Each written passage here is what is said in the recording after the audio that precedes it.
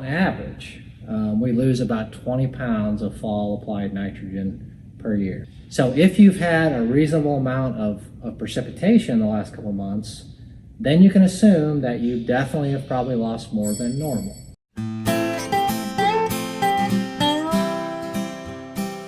Hi, my name is Jake Boston-Kemper, Director of Agronomy and Research here at Liqui-Grow. Hi, I'm Ellie Garrett, the longest lasting intern here at Liqui-Grow, and I'm assuming that means that I'm the only one that can put up with Dr. Jake here. Hope might have a run for your money. Well, Jake, we've had a weirdly warm winter, some days even warmer than Florida in the Midwest. And the farmers that have put down nitrogen in the fall, what does that look like in their fields this spring? That's the million-dollar question. It's not easy, okay? There's a lot of factors involved in nitrogen cycling, nitrogen turnover, how much is actually in the nitrate form and can be lost. There's a lot of factors involved: temperature, moisture, microbial activity. And that's the reason why fall-applied nitrogen in general is not the best idea, because you don't know. And what happens when you have a warm winter like we had, or a warm and wet winter, you just don't know. What we do know is that on average, we lose about 20 pounds of fall applied nitrogen per year. So to try to get at this question, we all had warmer than normal temperatures, so we can all assume that more of that ammonia, which converted to ammonium, which then would have slowly converted to nitrate, which happens faster in warm soils than cold soils. You need to be thinking about, how much of that nitrate has been exposed to loss. So we know that a larger percentage of that ammonium is in the nitrate form, but you need rainfall to lose it, okay? It can be lost via denitrification, which is from standing water, and it can be lost via leaching, which is the physical movement of water down through the soil profile. So if you've had a reasonable amount of precipitation in the last couple months, then you can assume that you definitely have probably lost more than normal. But, precipitation, if you look at the latest drought monitor, a large swath of kind of north central Iowa is still under drought conditions. And so they haven't had a lot of moisture, but we're here in Aledo today. If you kind of think about the Quad Cities south, working east in Illinois, we've got full soil moisture profiles, and we've had some reasonable rains here in the last couple months. So we can assume in this specific geography, there probably has been some nitrogen loss. How much?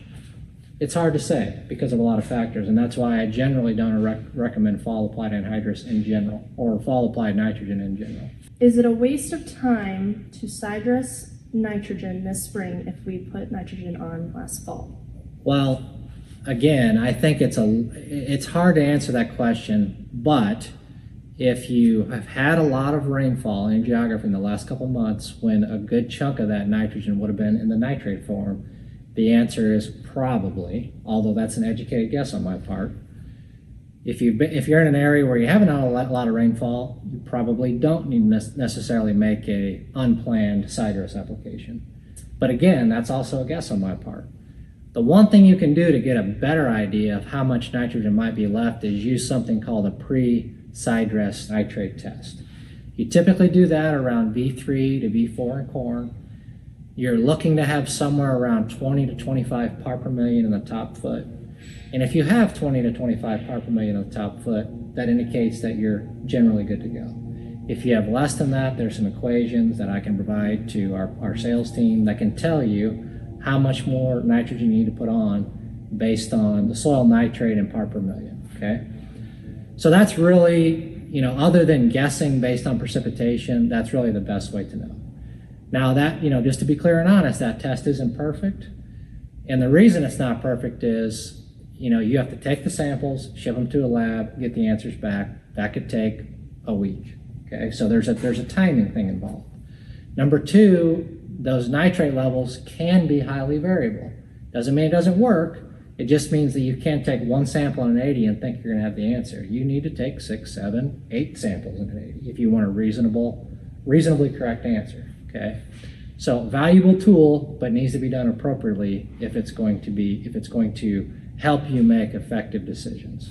The last thing I want to address is tissue sampling, okay? So an early season tissue test at V3, V4, V5 is not going to tell you how much nitrogen is left in the soil.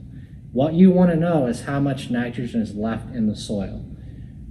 You've probably got plenty of nitrogen to get your crop to V3, V4, V5, no question about that. And even to V12, V15, R1 potentially. You've still got enough nitrogen in the soil. And tissue tests really don't become valuable until that V12, V15, R1 time. And they're going to tell you when you're running out. And you may be able to make a rescue application and turn that crop around after it's end deficient and the tissue tests tell you that, but you also may not be able to. And you're talking high clearance equipment. It's just not a good situation to be in. So an early season tissue test is not going to tell you what's left in the soil. It's only going to tell you what's in the plant right now. And early season tissue tests nitrogen levels in the tissue can be affected by all sorts of things. So do not rely on tissue tests to tell you if I need to apply more at V3, V5 time frame, normal side dressing time. Well, Jake, it's a few days till April. When is it too early to put our 32 on? Well, I would say, any time now, it's time to go ahead and start making those pre-plant applications. It's always better to wait as long as you can to put on your nitrogen. And that's actually, a huge advantage of UAN, for example, or urea for that matter, applied in the spring, is that it can't be lost because it's still in the tank, frankly, right? So, about now is time to get going on making those nitrogen applications. If you can, continue to delay, but then the real world sets in and realizes that we have to get the nitrogen on too. So wait as long as you can. If it's a workload issue and you need to go ahead and get started, any time now is a good time, particularly if you're using something like Instinct, a nitrification inhibitor. Jake, I know you could talk about this for hours, but we have work to do today to get ready to get in the fields. You're right, Ella. We have plenty to do, so we better go get that done. All right, Thank you. Stay in the know with Liqui-Grow.